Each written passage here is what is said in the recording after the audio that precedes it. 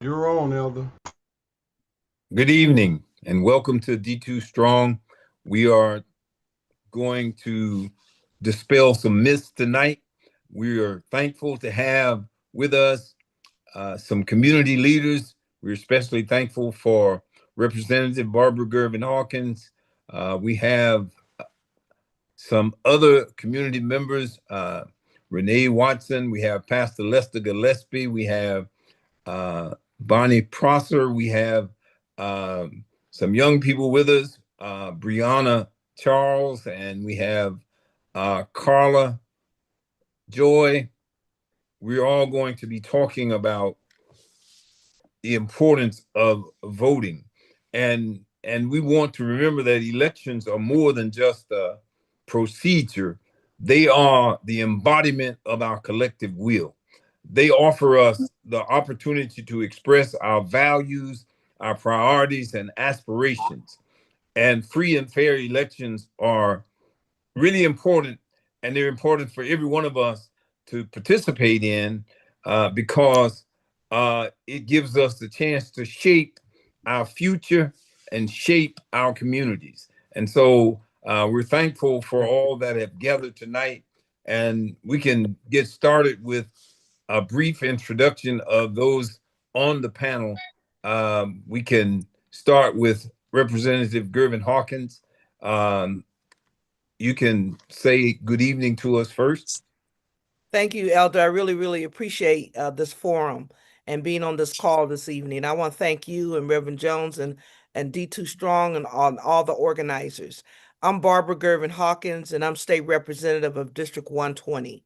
I'm finishing my 10th year and will go into the next election cycle in January. Again, I'm honored to be here tonight to be able to share with the people a perspective. And I think the theme tonight is really the state of play of politics and the political climate, which is so relevant to what's happening now. Thank you, Elder. You're muted. Commissioner Calvert is our moderator, and I see him, and so he can say good evening, and we will continue the process. Thanks so much for having me. Look forward to the discussion. Thank you. And so I want to take a moment to also say we really want to have this. Commissioner Calvert has some questions that he's going to ask our panelists, and we're going to develop a process for having some questions answered and for us to talk so that we really get the information we need to be empowered for November, so that we all make sure that we go out and vote, and that we encourage all of our family, our friends, our neighbors, our communities to do likewise. And Elder, we want to emphasize this is a nonpartisan discussion. It is nonpartisan, and we are just trying to make sure that we are all updated and we all having conversations about the right to vote, and that we make sure we are casting our ballots. So, Commissioner Calvert.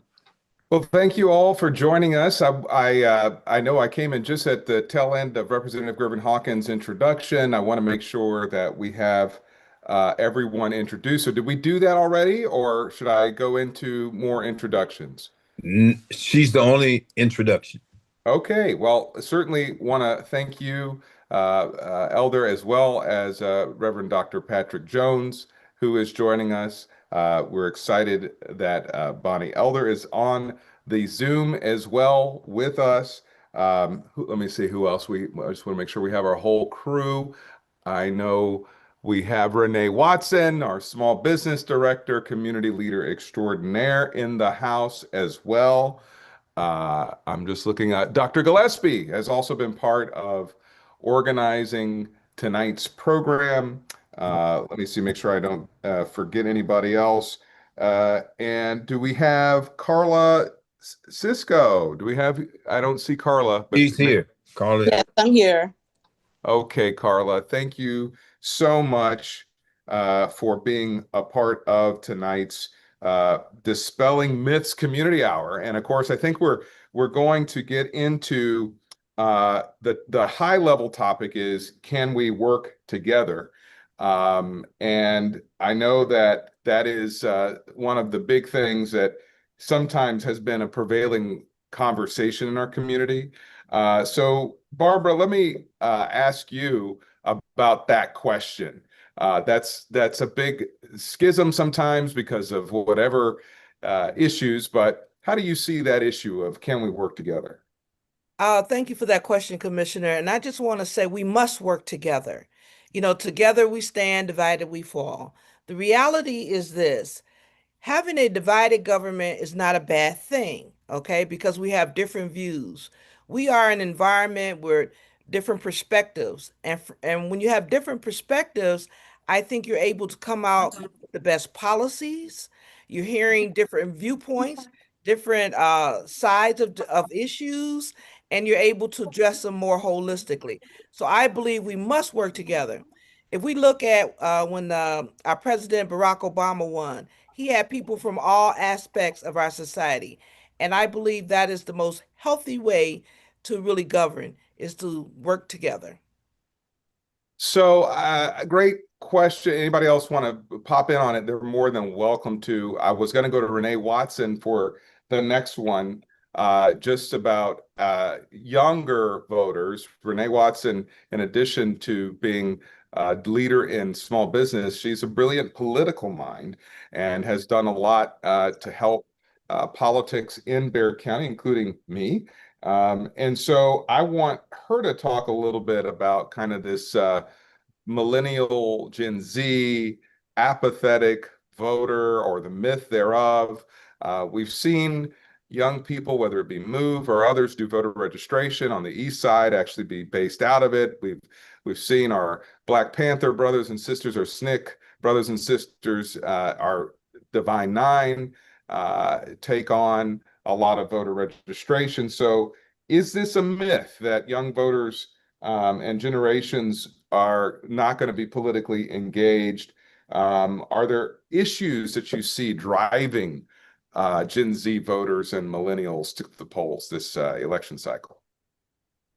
Thank you, Commissioner. Absolutely. I believe they're like us when we got started. You know, you were trained by your dad. I was trained by your dad. We had community leaders who knew the community, knew the area, knew the areas of town, and they helped us to transition. So now it is our turn to help them transition, because voter registration is only part one. Because we have over 1 million people registered and only 100,000 to go to vote at any time. Or they may go to vote and then they don't vote in every election. So how do we get them across the finish line to win? Winning is not just voter registration. And we learned that. So I think the myth of them not wanting to participate is the biggest myth we have. We have to bring ourselves out, because when we look at the turnout is still among those over 65, over 55. But the young people in the streets getting those that are under 25 registered. So something is wrong with that upside down bell curve. And we have to do better as the leaders and those who are trained already to be able to do that, and to reach back and to train them and help TOPS, help Move, help the radical registrars in what they're doing. Great. Any other panelists want to chime in on that young people myth? Yeah, I would like to say, to the extent that it's becoming more difficult. I mean, the college campuses, they're taking polling locations off of college campuses. So you have a series of students who do not have vehicles. So now they have to try harder, and we have to help them try harder and understand that they have to try harder. I mean, that's just for the young people. When they're making it harder, they're making it harder for everyone. So everyone has to step up. It used to be, we told people, you go vote. That's not enough anymore. You have to go vote and bring 5 people with you. And then after you vote, go back and get, it's the Harriet Tubman theory, go back and get some more. And so we need to bring more people to the polls, because, and Renee has already stated, voter registration, it's vital, it's important, but registered and not voting doesn't do what we need it to do. great point. There was big battles on Commissioner's Court dating back probably to 2017, 2016, 2018 over college campuses. And, we were able to accomplish most of our community colleges and colleges in town having a location because, when you're a college student, it's sometimes the busiest time of your entire life because of all the finals and papers and everything that you're doing. So Bonnie, let me go to you on the issue, kind of a good connection between young people and social media running politics. There's kind of we hear it all the time that social media may be destroying democracy. The algorithms make your particular viewpoint heard or seen by you. There's a lot of divisiveness. Some believe it may be making us dumber, angrier, more divided.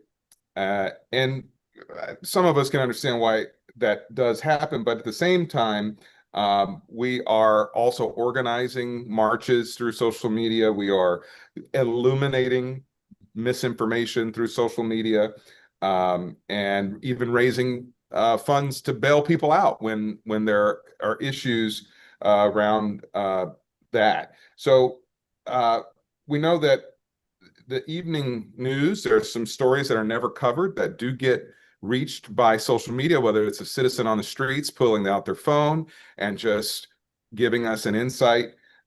So what do you think it is? Is social media a weapon against democracy or a tool for it? And how do you think young leaders use it to organize without letting it use them? It's where they live. That's you have young people that don't watch news. They haven't watched a regular news story in decades. They watched it when they were watching it with us. When they got away from us, they're not watching news anymore. So it can be a blessing and it can be a curse. Certainly, that's how they communicate with each other. So to the extent they're using it to be connected and to share their messages and to get their movements together and moving forward, that part is wonderful. To the extent that they're not getting maybe all of the facts, they're getting partial facts, they're getting curated facts. That part is a concern, because if you only get your news from one source on social media and that is being curated based on what you're already looking at, you may not be getting the whole picture. In fact, you're not getting the whole picture. Let's just be honest. And so some of them realize it, some of them I don't know, I'm not sure that they do. And so they're repetitively looking at the same thing because it's being fed into their spaces. And it's also how they get their information. So it's how they get motivated or demotivated. And that's, my little unscientific poll for the few millennials and Gen Zers that I've talked to prior to coming on this call, they're disenchanted about a number of things because, again, that's what they say. You can get quite depressed if you just look at the news every day. I personally have to go over to another channel every once in a while because even I watch the news. So I am on social media, but you have to get a blend of it both. And I watch some of the channels that aren't necessarily popular in some homes because I want to know what everybody's saying. And then I can shake through some of that myself. But if you only watch one view of the world, then you're only going to see what you see. So, Carla, I see you having Carla, you've got, I see something burning in your thought process. What are your thoughts? Yeah, I have some millennial children and Gen Z nieces and nephews. And so when I'm having conversation with them about voting and, they're going to vote, not vote, what are they thinking about the current political climate? In terms of what you're saying, in terms of where they are, how they communicate, they don't know anything but a digital world. They barely want to even speak to people. Because I remember one time I said to my daughter, I said, call the bank and let them know that was an error. And she was like, can't I just go on the app and do it? Right? They don't really want to have those kinds of detailed conversations that we used to have. They want you to meet them where they are. They're not theoretical. They live in a digital world and we need to communicate with them. I do agree that that if they only listen to one thing, that the news is being curated in a way that it could skew their understanding or even how they vote. But they don't necessarily just listen to just one thing. They're barely on Facebook. They go to Threads. They go to Reddit. They go to a lot of other, and they are checking with all of those different mediums to see what it is that all of those mediums are saying. They're very smart. They're not just they're not just, my, at least like I said in talking to my children, they're not just allowing themselves to just be mindless people. They're actually thinking about, okay, what is it that we can do or not do differently, because I don't trust the current system. I don't trust the people that are currently in office. And I'm very disappointed in some of the things and decisions that have been made in terms of elected officials. So yes, they that if they listen to one particular thing, it can skew them. But for the most part, from what I understand, they're not listening to one specific news. They're going across a lot of mediums, and they're making up their minds that either they're going to participate and not participate based on those mediums. But we do have to meet them where they're at. We have to, as boomers or millennials, right, or Gen X, we have to engage them where they are. And so, if it means getting out that message, like I'm an election judge, and so I have been watching the number of young people that have been coming in to vote for the first time, and that has been surprising in the primary, where a lot of young people have come out with their parents or even by themselves as a group to come out and vote. So it's hopeful. It's hopeful. And I think we just need to keep plugging social media, because that is where they're at. And if we can curate, right? If it's being curated and we can curate the truth to them, then why not use that? All Commissioner, right. I'd like to Yeah, jump in. come I'd on. like to jump in on that, Commissioner, Yeah. because I believe that uh, as, in our society, we're at a pivotal moment, and we've got to no doubt bridge the gap between our young people and our older people. Mm-hmm. And so I believe this is our time now to do what we used to do, and that's sit on the front porch or the back porch and talk to our young people, and hopefully that they will listen, because we've got to now blend youth with wisdom. And I think when we blend youth with wisdom, we will be unstoppable. And I think that's the missing piece. What I saw during this last election cycle, Mm-hmm. it was the old against the young against the old. It was a battle rather than a unity type thing. And so I want to reach out to the young people to say, let's work together. Let's walk this journey together, because it's so important. And I think some of us who've been around a while know there's nothing new under the sun. We also know we've advanced as a people. But young people can't do it by themselves. The older people can't do it by themselves. And that's why we've got to work together and blend our strength, our knowledge, our curiosity to reimagine who we are in America and what we do to make sure that our advantages don't slip backwards. I remember the day, I'm of the age when we were the first in college. We were the first in this. I no longer want to be the first or the only. And so I want to see our young people get engaged. So when I hear meet them where they are, they've got to come a little bit closer themselves. And we can't allow them or either promote them sitting on the sideline saying, I need to come to you. We need to come to each other and come together to make a better society. And I also believe, Commissioner, we've got to help them manage expectations. There's an assumption, even as an elected official, I'm one of 150. And we're in the minority. It's only so much I can do. Give me the power, and I'll show you what we can do. And that is flipping the state house, the U.S., and or the Senate.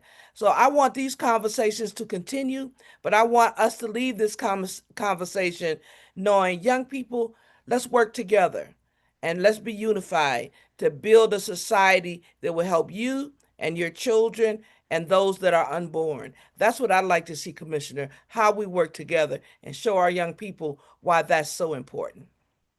And I So we are, go agree. ahead. Yeah. I agree with that in terms of they have to come, we've got to find a middle ground Yes.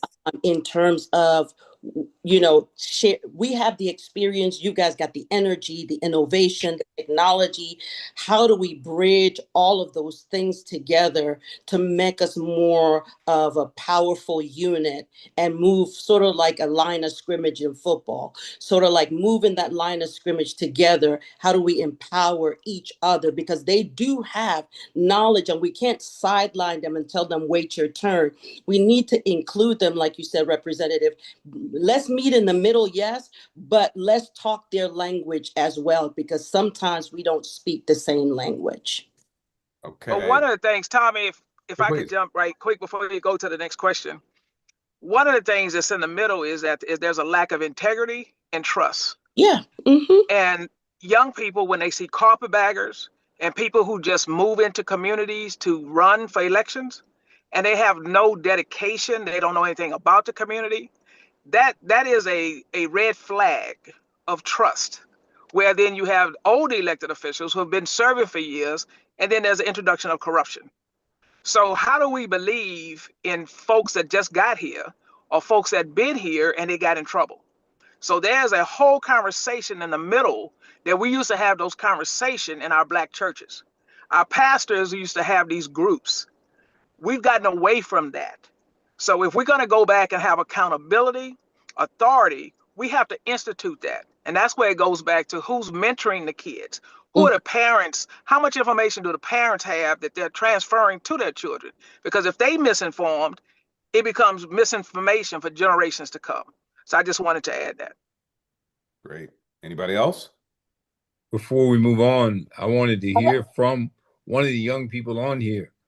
Uh, so, Brianna, do you have something you would like to say? Um, Off of what somebody just said, I forgot who it was speaking, but with the trust part, I feel like they should be educated more on who it is, and because a lot of the news, I personally I don't watch the news. It is depressing, and I feel like just based off what I've seen before, it is a lot of lies. So it's like I don't know who to trust, what to trust, whether to believe or not, whether to believe that, like, just stuff they're saying, like, is it true or not? So I agree with the trusting part. Like, we should just educate the younger people on, what's this person doing, how is it affecting us, stuff like that.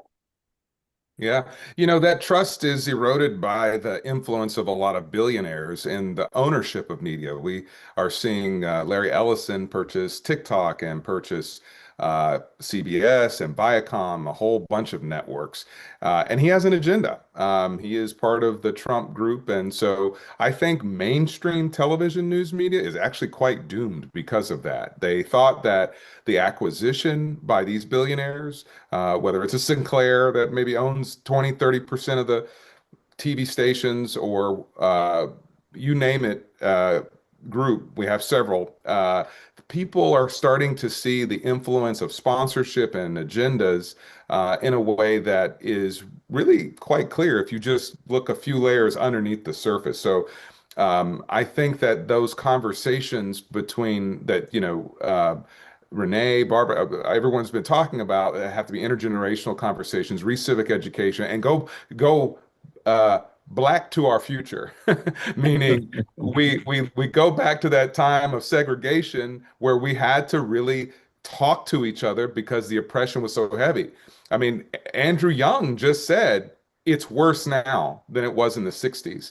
And I think Ambassador Young, who is one of Dr. King's chief captains in the civil rights movement, is saying that because of the courts being stacked, the presidency being stacked, so much stacking has happened. The billionaires, the money interests are stacking, but there definitely can be a miracle that is born from the light of the people coming to vote and do what they got to do in this election. One of the most critical, absolutely the most critical election that we're going to do. So we are in a conversation about dispelling myths. We're going to be getting to your questions in just a minute. In two questions, we'll open it up the audience. I see some of you have your hands up. We'll get to you, iPhone 8. We'll get to you, some of the other folks that I see having their hands up. But what about the myth that nothing ever changes? I mean, this myth could be one of the most dangerous of all because it doesn't just come from our enemies. Many times it comes from within. It comes from our fatigue. There's a large, I mean, it's not the largest portion, but there's a large segment of the Black community who didn't vote for Kamala Harris because they didn't get reparations. And now we're faced with deportations. We're faced with oppression. We're faced with high prices. We're faced with a lot of things. And we're definitely not getting reparations from Donald Trump. But this myth that nothing ever changes, and that it doesn't matter who you vote for. Um, so just talk to me a little bit about, can people with different political views, or I'm sorry, what progress have you actually seen in your lifetime in this city, in this community, and where do we still have work to do? Is it true that nothing ever changes? Commissioner, I wanted to start with that because I think you're so on point that the fact that um, the lack of trust has led us to this. But we have to remember, what is the rule of the Jim Crow South? Keep them fighting, keep them divided, and guess what? We know who stays in power, right? So the idea is to say that one group is not doing certain things. You can only do so much when you're in the minority. Okay. And that's where I get back to my statement of managing expectations. When we look at where we stand today, what have the folks in power been doing other than destroying, firing people? I mean, one of the biggest hurts for me was getting rid of the aid in our third world countries. Thousands, hundreds of thousands of people dying because they didn't see value in what our current president called what the S whole countries or whatever, right? So if we look at all the bad things that are happening now, and that's why when you say Andrew Young is saying things are worse, he's absolutely right. And so our young people have to begin to look at how it is now and what it was before this current administration got seated. Okay. So some of the stuff is in front of our face. We just can't ignore the fact that if we line up all the things, negative things that are happening to us now, okay, we have to use logic and say, obviously, we must change leadership. Things will change because when you bring people in that share your same values, that is willing to work for you, not against you, things will change. And we have to show people how to believe in that again and begin to trust one another. And that's why I started with give me the power. You give me the power and my colleagues, we can do a lot and we can make a lot of things better. And that's for sure. So things can get better. But I also think that you need to let people know what's the number to make things better, right? So if we are at an 88-62 split, and we're nonpartisan, so I'm not going to mention anything like that, but I'm saying that if we're at a 88-62 split, and we say, in order to make change, we need an additional 15 people in office. Help me to get 15 more people across the state in office, and then you'll see change. We also need to let people know what's the win number for change to really happen, because we have the conversation about, oh, I voted for Representative XYZ and they got in office and they didn't do anything. And you kind of stated that, Representative, they didn't do anything, but you're in the minority, and you will continue to be in the minority unless we go out and vote. and you will continue in the minority if you don't know what that win number is. We need to get 20 more representatives in office for us to see the change that we want to see happen. If you give us the win number and garnish the community and say we may have to go to Poteet and help this representative, or like you mentioned, Representative Barbara, we may have to go to Colleen and help this representative to win. This is our win number collectively. If we just not, because if we're only looking at San Antonio and the getting people elected in San Antonio, we still won't be at that win number to impact policy and change. That's so true. And this is all part of that education piece. There's just so much, we as a people, adults, the young people, God bless them, because where are they getting, if they're not getting it at home, are we presuming that we're teaching this in our schools? Because I will tell you, we are not. And so then are we presuming that when they're scrolling, that they're scrolling about undervotes and what the number is? They're not. I mean, we wish they would, but they're not. And so, Barbara, your back porch, front porch conversations, we go Black to the Future, we go back to the churches. And it's a very labor intensive process that I think we're going to have to engage in. This is not going to be quick. It's not going to be easy. It may be, one by one, two by two, but if everybody is on board, it helps. It is, I said it earlier, it's an all hands on deck situation, because it's not gonna happen, and there's no, magical way. If we could just blink, stir something up and make it all absorb in people's head, great. But that's not real. That's not reality. And so it's going to be slow, and deliberate, because everything that's happened now, the judicial situation, that was a long game. That didn't happen overnight. And those plans were not developed overnight. Right. This has been going on for a while. A lot of people have been thinking about this and putting all these things in place. And so do you just stop? No. Or do we start? If we didn't do anything yesterday, then we start today. You got to start somewhere. And absolutely. And Bonnie, if I could jump in right quick, just a few thoughts. One of the things we have gotten away from is the serious community organizing. And when you understand community organizing, you don't ever give your power to the politician. You keep it in the community.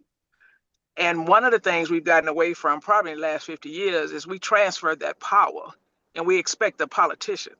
So when you say, give me so many more elected officials, you will never win if you're waiting on the politician. You're going to win when you got the people behind you, because every movement came from the people in the streets. And how do we get them to make sure that we get what we need? Because regardless of who the politician is, they still have to deliver the services so they get reelected. So, we started this by saying it's nonpartisan, but as far as I'm concerned, there's no such thing. There's no such thing as not knowing what your values are and where you're committed to on behalf of your community. So if I need something and we haven't educated the folks that says, we just had a general election, and Barbara could tell you the numbers. We had 194,000 Democrats to go vote in this March primary. 97,000 were Hispanic. 67,000 were Anglos. 17,000 were African American. So 17,000 Bexar County wide out of 194,000 Democrats. Okay. So when we're looking at turnout,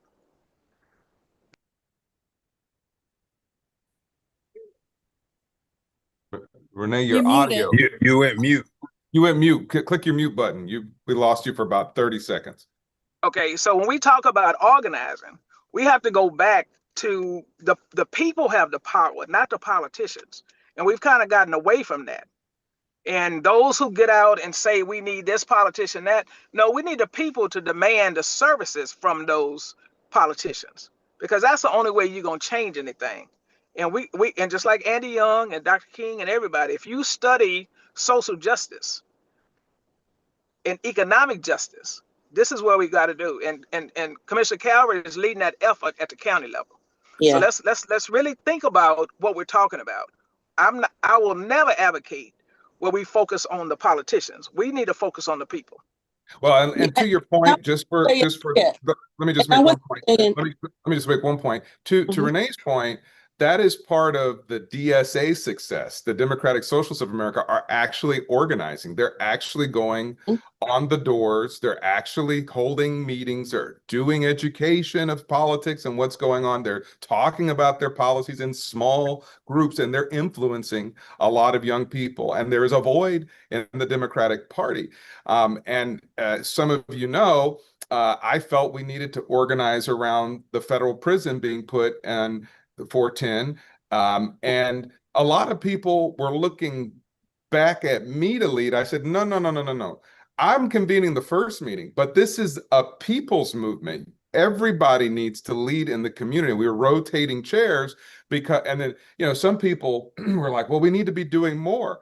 But they were looking back at me as a politician to do all the work. And I said, no, no, no, no. First of all, I can't anymore. The bandwidth of our team to do all that is not there. We got too many constituents calling. You, the people, we, the people, we have to be the ones who rescue us from the messes that we're in. So Renee's point is well taken, and where you see organizing, you see change.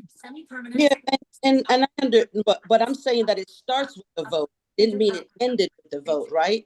It starts with the vote because those are the people that get the policies that allow us to be able to create change. But a lot of the times, you're right, Renee, that we go to vote and then we don't hold a, pull our politicians. We don't hold them accountable as a people to deliver what they said. I'm going to do this in the first 90 days. Who checked back to see what they did? They said they were going to do in the last 90 days. But it's together. You're right. It's not just politician, but there is a process, right? We have elected officials for a reason, and once we go and vote for them, then together we can do it. But if we don't have like-minded people in office that can push the policies that we can work with, because we all know politicians that we cannot work with, if we don't get the right people in place, then have that second phase of holding people's foot to the fire, then we're not going to be able to do much as a community if they're not in line with our policies. Let me Can I? give one caveat, which is I think the people create the policies that policymakers implement. The people are usually going to be 5 years ahead of most elected Yeah, officials that's true. in terms of what's Yeah, grassroots. You yeah. bring it to us, and then we go to work on making it work within the mechanisms of the system. Mm-hmm. But I believe that the disconnect between advocacy sometimes nowadays Yeah. from the community to the lobbying of the politicians is why we're getting such wishy-washy policy, quite frankly, that disconnected policy, that policy that makes people feel like nothing's changed, even though a lot has changed. Let's move on to the next myth. Can we answer one question first? Because there's a terminology we use several times, and I'm sure half the people may not know exactly what it means, and that is undervote. Would one, Renee, would you explain what the undervote is and what it means and what we have to do about it? Sure. So in the election process, when a voter casts their ballot for a given race, so you'll see on the report of the voting that happened in that given race. So say if someone was running for a judge seat, so you have two candidates. One candidate would get a certain amount, another candidate get another amount, but then there's a certain number of voters that didn't cast a ballot for either candidate.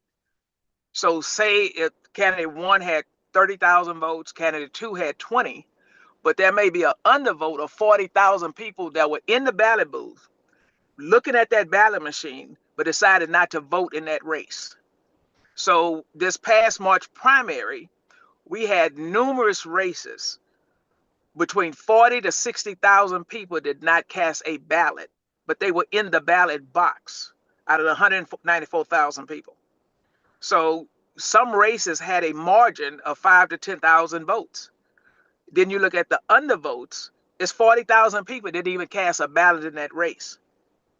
So that is a problem right now because the other party is probably voting in that race to influence the candidate who wins. So in the general election, the other party would have selected the weaker candidate, as they say, to give them an advantage for the November general election.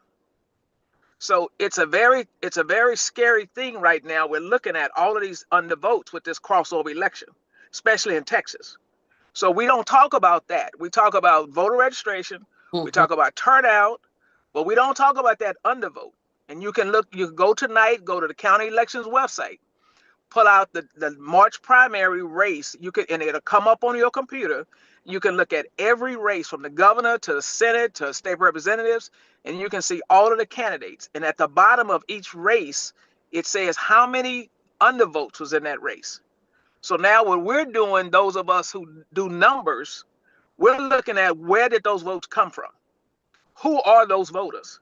Because there's other reports, and I can tell you, I can pull each one of your names, and I know your voter history. So Mhm. you can come and you can sit down and you can talk to me about voting, but when I have those meetings, I know your voter history. And whether you voted Democrat, Republican, Independent, Green Party, Liberal, it's all public information because it comes out of Secretary of State's office. Correct. So that is what we're talking about, the undervote. Now, a big part of the undervote is that as a community, we've not financed our candidates at the level they need to be financed. Those black judges lost because it cost about $300,000 minimum to market countywide. In Dallas, they have a group of donors who come Yep. together and they fund a diverse slate. It's a Mm-hmm. little bit hardball, I'll be honest with you. Yep. They basically tell the folks, if you run against this diverse ticket, don't expect your law career to advance anymore. We'll lock you out. But they do have the money to run so that you can get, for example, what a lot of our black candidates really needed was marketing to Latino voters who were heavily turning out to say that they are down with the brown, that they are actually, not very far in terms of likeness and other kinds of issues on justice. So that's one of the things that we as a community have to really ramp up our financial pact giving. It does matter if you want the kind of people you want to see go to office. You got to fund them. That's just the And mother's milk. the second part of that, Commissioner, there's that assumption by candidates that the parties finance and run campaigns. The parties are in place to run elections. And sometimes the candidates think that the party is supposed to get them elected. And then they wind up losing because the party is a symbol. There's two parties to run elections. And sometimes we kind of get too dependent on these parties because they don't do it. Just for clarification, I've been a precinct chair of the Democratic Party in Berry County for 35 years. So we know how many candidates. The outside organizations, like the commission talked about in Dallas, there's a group of individuals who organize with a slate of candidates, and they will work to get those candidates elected. We saw that 4 years ago, and we lost one black judge. She's on it. She's on the call right now. They continue to organize, and now we have no black judges in Burke County. All right, let's go to the myth that we can't talk to each other anymore. There was a little bit of that going on, but you have cable news on and you think Americans can't share a meal or share a pew or can't share a neighborhood. I don't buy it. I've had to work with people on commissioners court who we were diametrically opposed, but we found common ground. It's all a matter of whether you're willing to stand on the common ground. It is there. You just have to be willing to find it. Can people with different political views still work together effectively? Where have you all found common ground with someone of a different political persuasion? Let's just talk about, can we talk to each other as And Americans? we can't, Commissioner. If you're going to be successful, you have to be able to talk to people on both sides of the aisle. One of the things let's talk about affordability. Affordability impacts everybody. Let's talk about healthcare. Healthcare and insurance costs impacts everybody. So there are those common ground issues that we can work on. And I think regardless of what your political affiliation is, you want to make sure that your elderly parents have proper health care, that your children have health care, and you have health care. So those are things that we can work on. But I think we have more in common than we don't. And we've got to realize that people do have different views. We see things from our own lenses, how we were raised. Some people like grits with sugar and butter. Some people like grits with salt and pepper.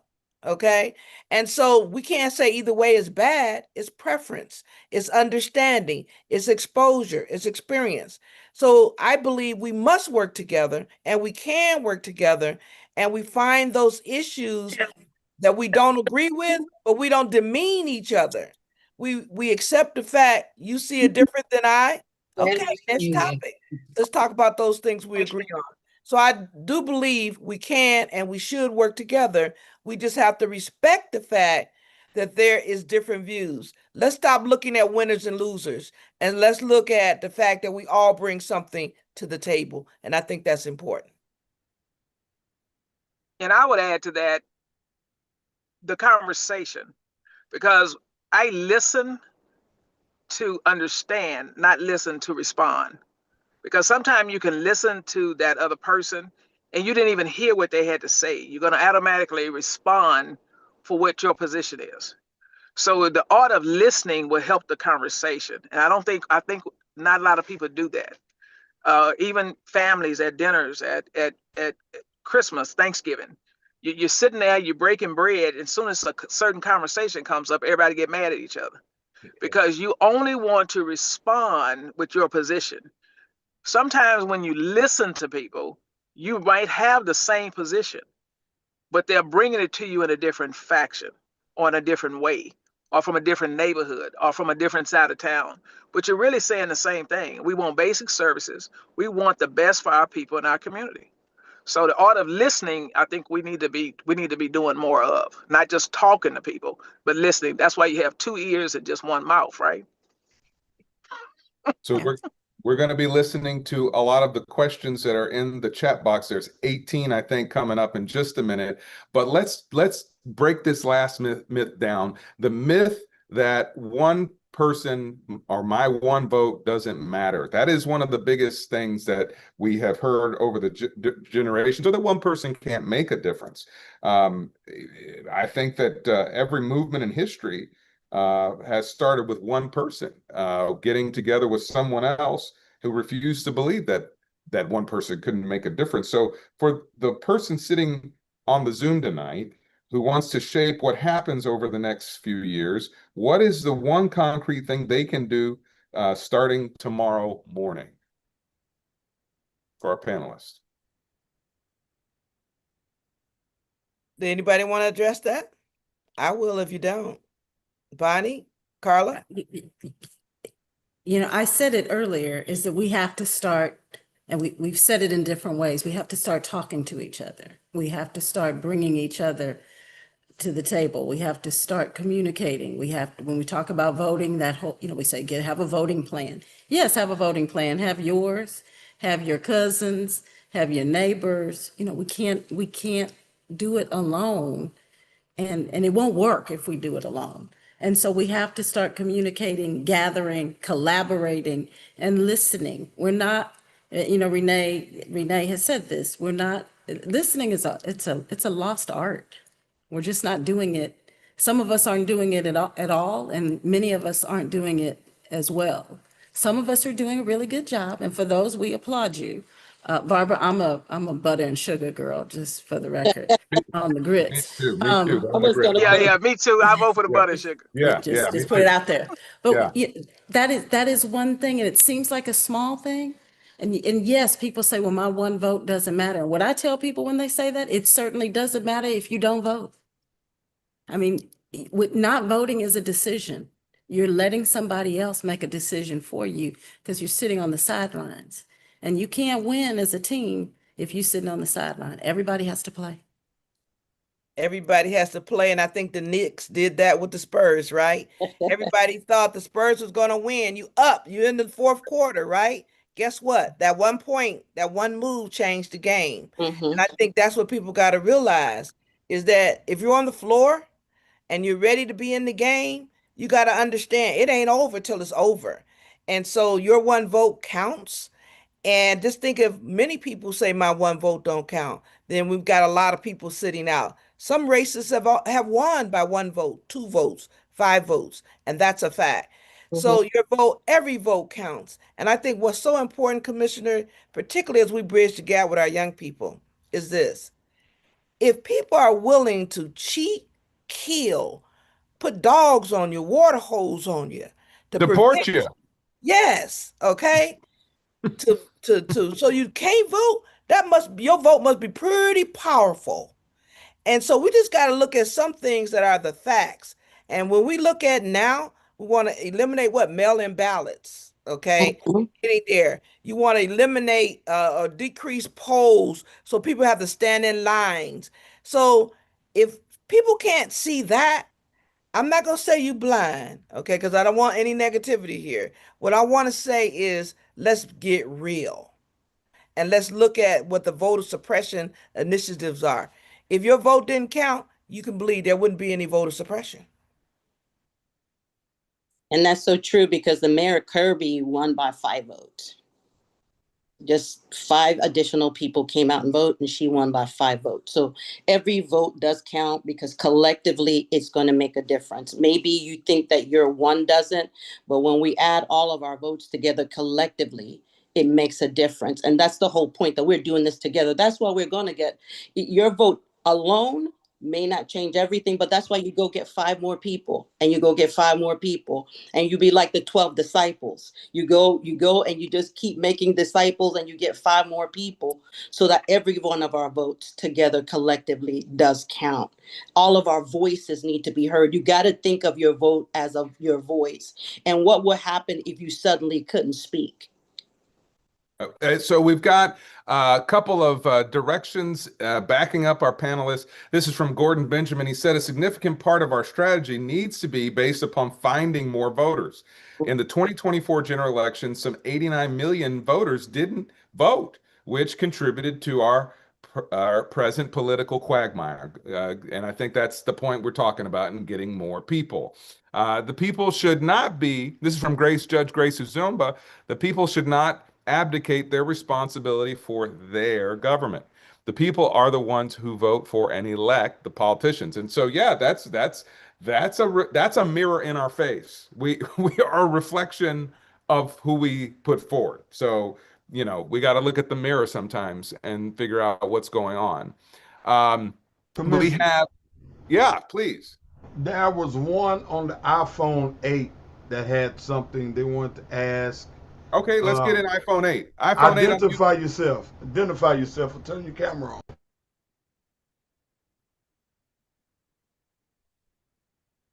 iPhone 8, you're live on the air.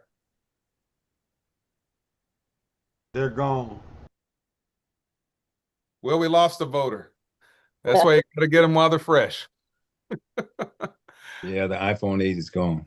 Okay, we're sorry. His hand was up so long he passed out. Uh, we got Snap News since 1947 at Gmail saying it's positive that movements change worldwide start with the youth, and Gen Z nationwide do not support the current administration. We have to get them registered to vote in these micro districts that determine the decisions for all of us.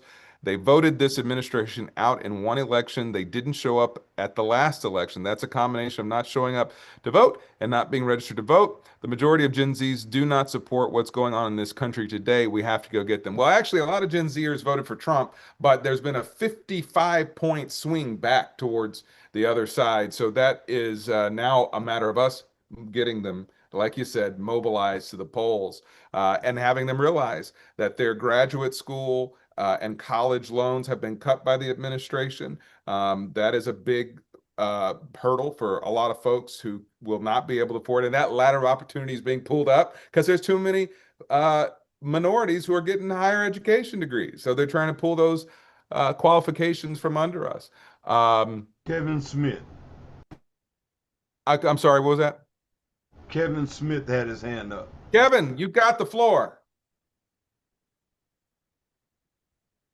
You're on mute. It was a rough day today, so you see me in my rough stage here. So, question, and I don't know if you'll answer this later. Given that we only have a two-party system, right? At the end of the day, in a general election, right, we're down to two candidates. How do you address? And I run into this all the time because my brother and I we're into social media, and one of the things that we see with our clients is that people constantly say, now that we're at the general election, those people didn't earn my vote, right? So I'm not going to vote at all. So I don't know. At some point we will address that, but I know that is a misconception, and I think it affects people on those margins. So like that undervote, overvote that Renee was talking about. I And think, that's how you explain it to them, yeah. because your vote does count, because it counts for, it don't count. I mean, it's not counted, but it does count because it's a negative in the process. So they need to understand that. But one of the things I think that we all miss in this conversation is that we just got to show them the data, Yes. because, the data will tell the story. The data in our community was when the communities were redlined, because where we live, they had the data of where we live. Now it's where we work, we shop, and all the other things. So when the numbers are high, we are removed from those organizations. We're removed from those jobs. We're removed from those bank accounts. We're removed from those ways we can benefit. But when the numbers are low, we don't understand how parties use numbers and data, and how Yes. politicians use data, because it was written for us. Project 2025 was very clear what was going to happen. And the data is there to say it. And that's what they're carrying out. So we have to understand through education, and where can we get those education, and how do we do that? Because you could pull a map of all of the infrastructure in Bexar County, and you can see an overlay with the voting map. Where the Mhm. voters are, the services are. Where there's no voting, there's no services. Let me also say, Kevin, there is a bit of a myth that I think needs to be dispelled. I think that we are in the beginning stages of more than two parties, actually. And I think that you are in the beginning stages of the Democratic Socialists. The Socialists are sort of morphing in the Democratic Party right now in the primaries, but it is potentially going to break out. On the in my opinion, the worst side, you have fascists who have come into the Republican Party, and the fascists are driving a lot of energy and have overtaken the Republican Party much more so than socialists on the Democratic side.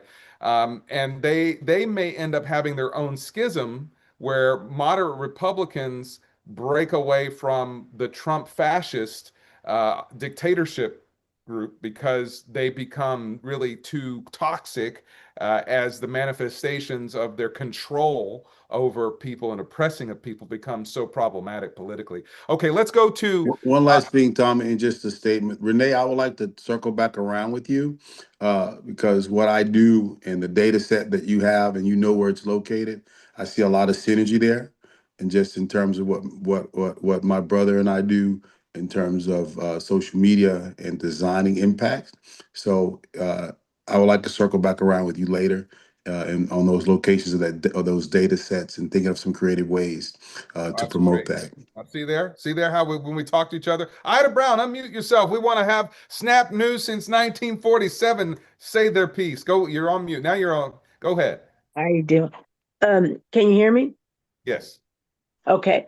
My question is also, you brought up the fascism, non-fascism, democratic socialist. What do we do and how do we convince the libertarians they cannot vote the way they are? Because if you look at a lot at the data, at the end of the day, the libertarians are causing us non-fascists to lose. I think we've got to win their votes. I don't think we can basically say you can't vote or your libertarian stance is a bad thing. We've got to be able to walk people through the journey of understanding that what's at stake, okay? And how we move from this, what I call this runaway train craziness to more civility. And that is where we began to talk to people and share with people the value of their vote. Because yes, if we have a big swath of independents and libertarians that now take votes away from either side, then either side suffer. And so I think it gets back to having those conversations. I hate the fact that people are leaving the parties. Okay. I think we've got to figure out how we bring them back to values and follow values. It's like Renee said earlier, it ain't the politicians, it's the voters, the people power. The same way with the issues, we've got to get back to the issue power. And I think if people vote their values, vote what's going to make their lives better, I think, and instead of just red or blue, I think we'll find that most people will side on one side of trying to have a better life for I, themselves and for their families. I don't want to answer your question. I think to parlay upon what the representative just said, you got to remember what a libertarian's values are. They're basically hands-off government. So you think about the Republicans want to control your weed. That's a big one, that Democrats are more likely to legalize marijuana than a Republican. They want to control your body. A lot of libertarians don't like that aspect of the Republican platform. They certainly don't like the going to war in Venezuela and Iran. That is not the way they feel that their government should. So there are ways that you can take this heavy-handed dictatorship model of Trump and say, look, the Democratic Party is far and above representing libertarian values more than this current dictator who wants to control everything about you. iPhone 8 is back. iPhone 8 is back. And Loretta Gatlin had her hand up after iPhone 8. Oh, that's right. Larita was okay. iPhone 8. Can you unmute? Identify yourself.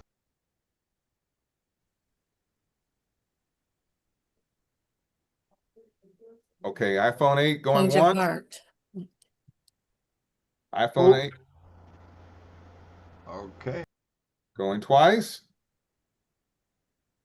iPhone 8, are you there? All right, let's go to Larita. Larita Gatlin, you gotta unmute yourself.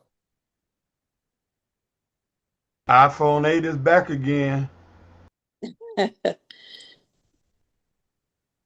Well, technical difficulties. It's a live show, and all of us got different equipment. So It happens. May I chime in if you will? sure, doctor, go ahead. Thank you very much. My concern is, and it may be late, but young Americans feel the country is off course and their futures are unstable. We're talking about numbers and partisanship. We're talking about 4% of Democrats say that the nation is headed in the right direction. 84 say we're on the wrong track, compared to 33% of Republicans who say we're going in the right direction, and 27 say we're not. But then there's the 39% that are unsure, and only 7% of independents say the right direction is 61% are wrong. Our young Americans feel the country is off course and their future is unstable. And so I would hope that we could address that. I get back to managing expectations, Reverend Gillespie. You know, folks say we're off course. What does that mean? Okay. You know, think about the course we were on historically when we couldn't go into colleges. We couldn't go into buildings unless we went in the back door with a mop bucket and a broom. I'm just one generation from that. Okay. Mhm. So is the country on the wrong course? It is. Young people are strapped with college debt. I mean, it can't be, baby, I love you, let's get married. It's how much you owe. No, how much you owe. Okay.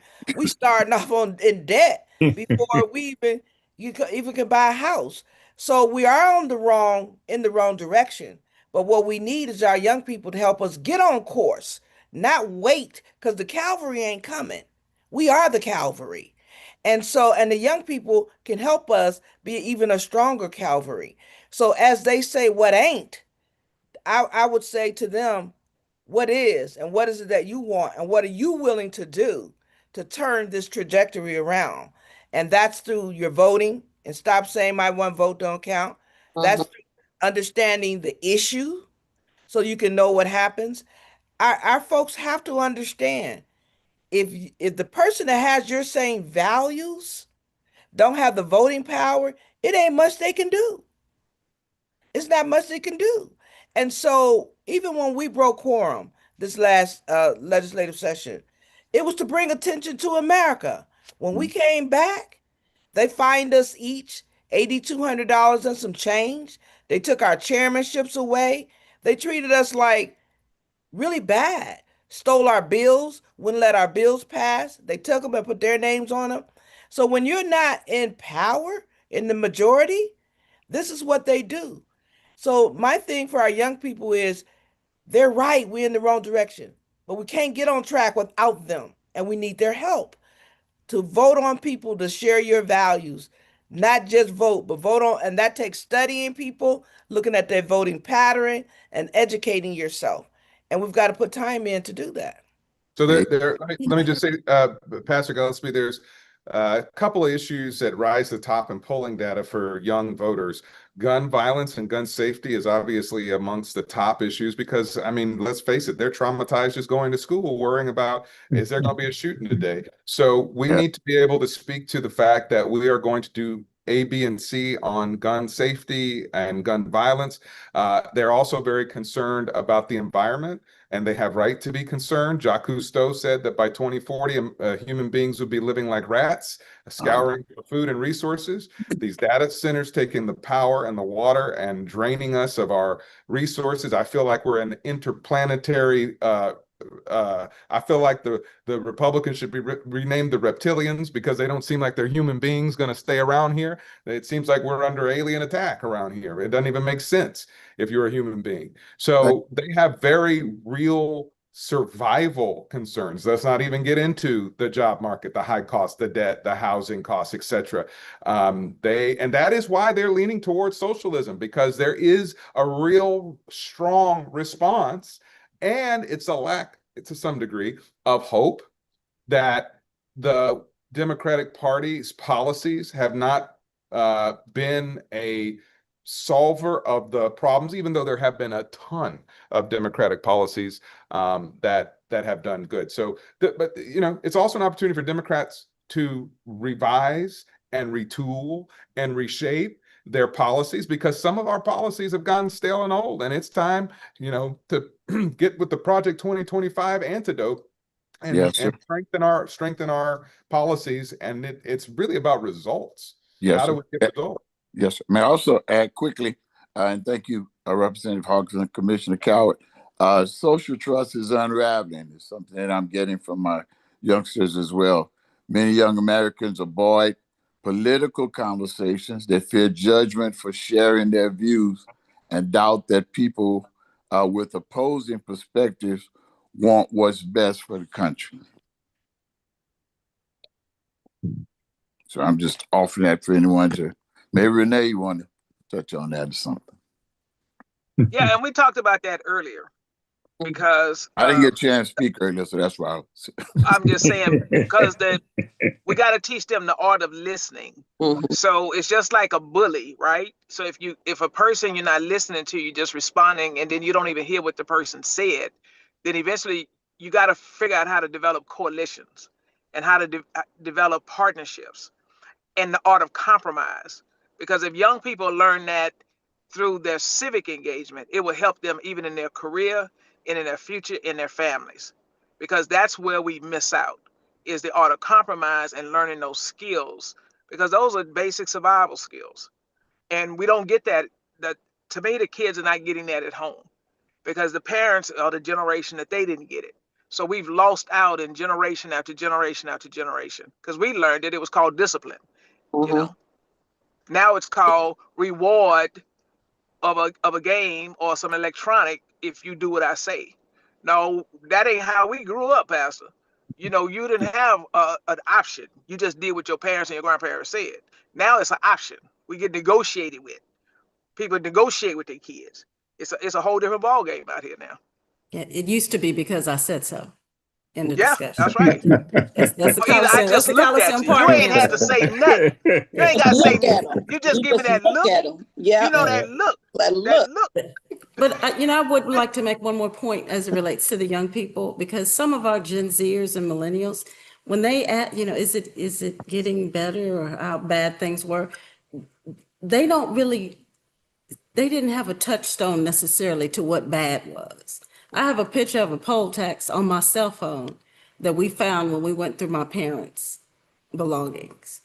When we went through my parents' belongings, there was a poll tax receipt in there.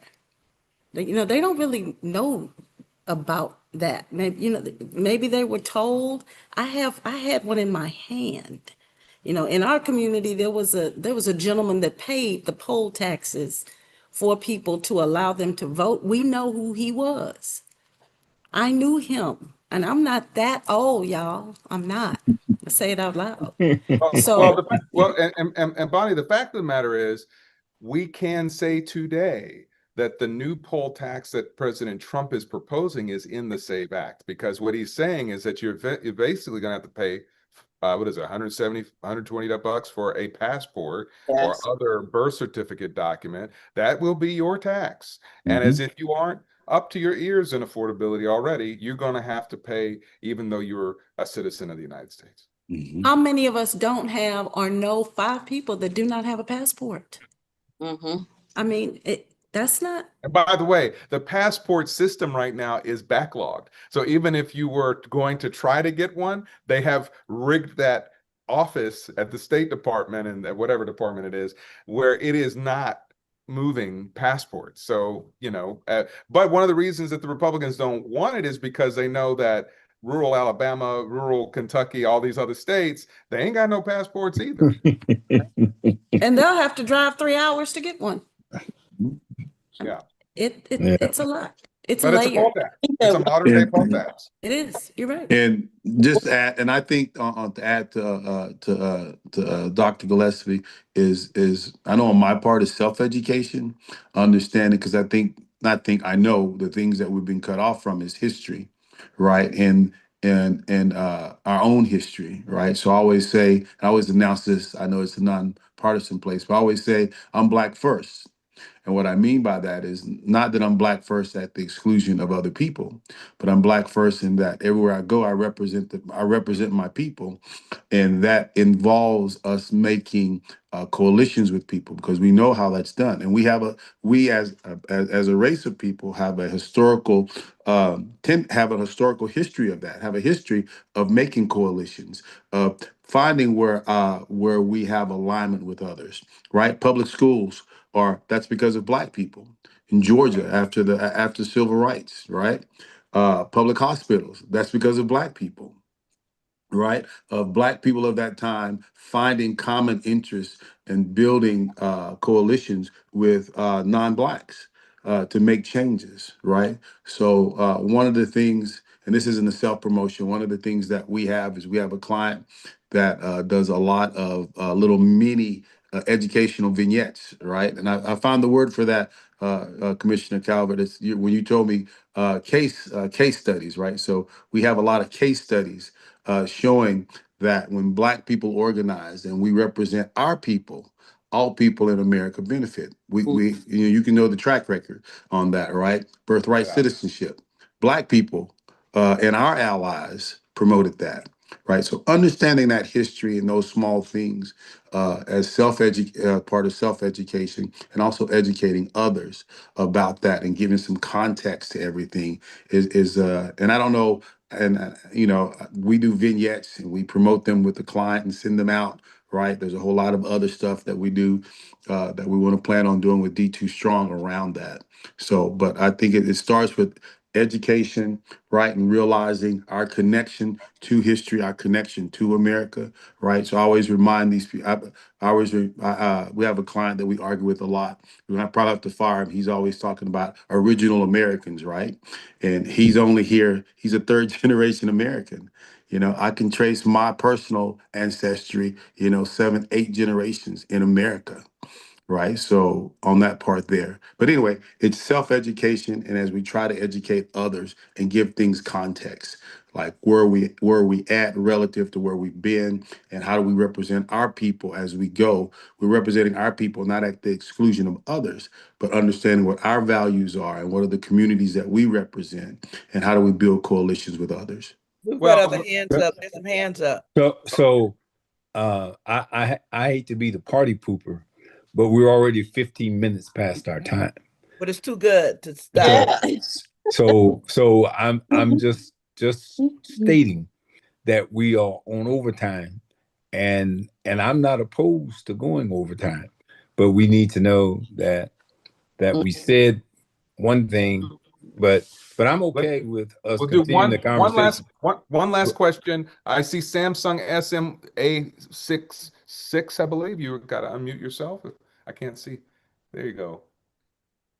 Yes, I just have a question. Do the Democrat Party have a national figure that can motivate us to put this fire out in terms of nationally and internationally?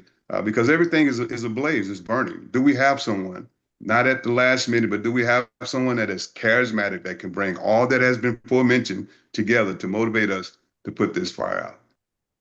Panelists? I don't believe we do. No.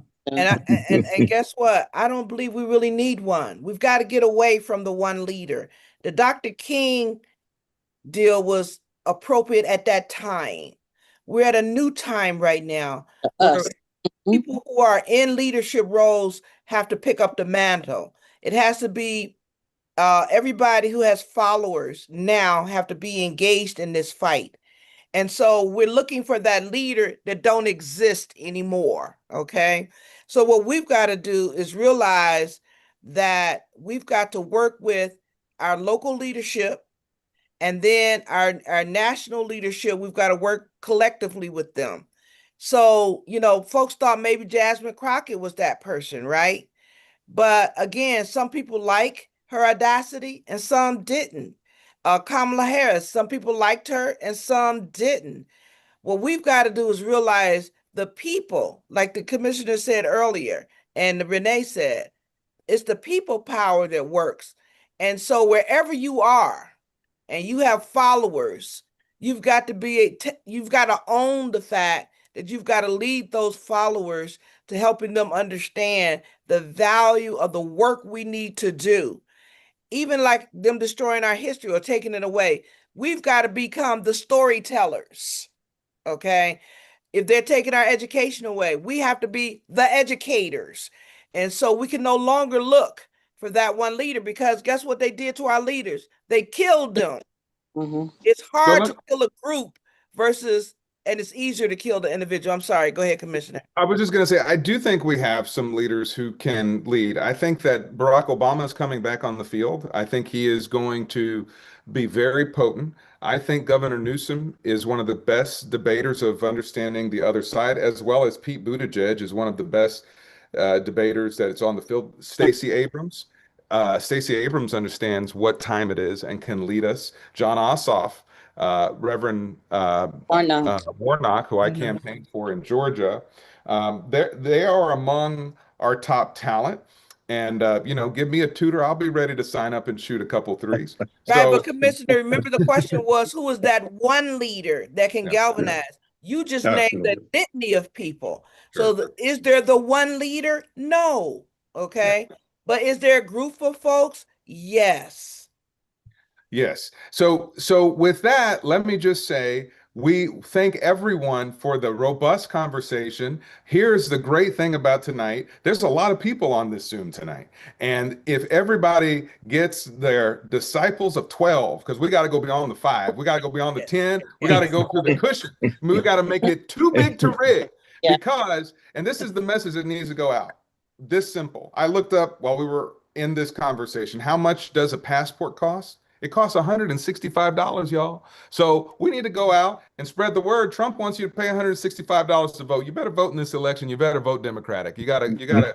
Oh, I'm sorry. It's nonpartisan. I'm sorry. I just wanted to say what I thought. This opinion is not representative of the D2 Alliance. This is an independent rogue person saying this opinion. But thanks everybody for your But Commissioner, insight. I have to add one thing to give people hope. All There right. is a statewide initiative to increase the African American vote. We're going to have 2,000 churches engaged. We've got the Divine Nine, the NAACP, the Legal Defense Fund, Urban League. We've got a movement that y'all will be hearing about moving forward. But I wanted the folks on this call to have hope. There is people working, led by myself, Senator West, and and many others, and some even on this call. We are working diligently. We're meeting every other day, y'all, to get an additional 750,000 Black folks to the poll. I just wanted to leave That's a that great level of hope. initiative. Don't forget about your commissioners. You got some commissioners around the state that can help too. And, Yes. and one of the things we can do is we can put that $165 on a church fan and have everybody in the churches waving, because the prices is going to just make us sweat. So thank you all for a great conversation. We got our work cut out for us. So let's keep democracy and freedom going. And this is just the beginning, y'all. Just the beginning. And we will continue the conversations. Thank everyone. Thank everyone. We want to remind y'all to like our YouTube page, D2 Strong 2017. Subscribe to it. Next week we're gonna have another great conversation. And this will be our platform to our community.